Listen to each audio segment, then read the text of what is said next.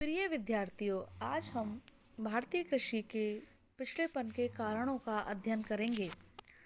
सर्वप्रथम प्राकृतिक कारण। कृषि विकास में अनेक प्राकृतिक बाधाएं हैं और विशेष रूप से मानसूनी अर्थव्यवस्था होने से कृषि भी मानसून का जुआ है। अगर मानसून ना आए तो कृषि उद्योग में तालाबंदी हो जाती है। इसके अलावा कीड़े मकोड़े तथा पौधों की बीमारियों से कृषि उत्पादन लगभग 10% क्षति होती है। भूमि में कटाव, उर्वरा शक्ति का ह्रास होता है तथा कुछ समय बाद यह कृषि योग्य नहीं रहती। भूमि क्षरणता भी अतः भारतीय कृषि के पिछड़ेपन का प्रमुख कारण है। कृषि क्षेत्र भारत का सीमित है क्योंकि जनसंख्या बहुत तेजी से बढ़ रही है और रोजगार का अन्य विकल्प नहीं होने से जनसंख्या का भार इस पर बढ़ता जा रहा है। दूसरा कारण है भारत की कृषि के पिछड़ेपन का आर्थिक कारण, जिसके अंतर्गत कई अनेक कारण आते हैं।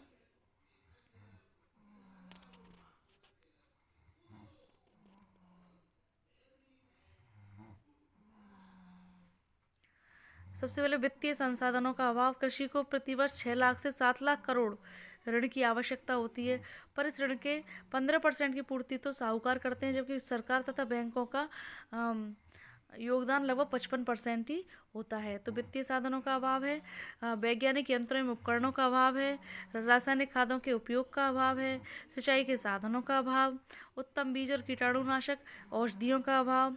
संगठनात्मक बाधाएं भी हैं, जैसे खेतों का उपखंडन एवं विभाजन, भूमि पर बढ़ता हुआ जनभार, दोषपूर्ण उत्तराधिकार के नियम एवं कृषकों की ऋणग्रस्तता आदि से भी देश में उपखंडन और विभाजन की समस्या उत्पन्न होती है।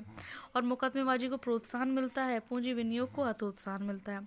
दोषपूर्ण भूमि व्यवस्था, भूमि सुधार की धीमी गति है और कृषि विशेषज्ञों द्वारा प्रशिक्षित कर्मचारियों का अभाव है। अनार्थिक जोत है, सामाजिक एवं राजनीतिक बाधाएं भी हैं कई, जैसे जनसंख्या में तीव्र वृद्धि और कृषि पर बढ़ता हुआ जनभार। जैसे जैसे जनसंख्या तेजी से बढ़ती है, कृषि पर रोजगार के हेतु भार बढ़ता जाता है और प्रति हेक्टेयर उत्पादकता घटती जाती है।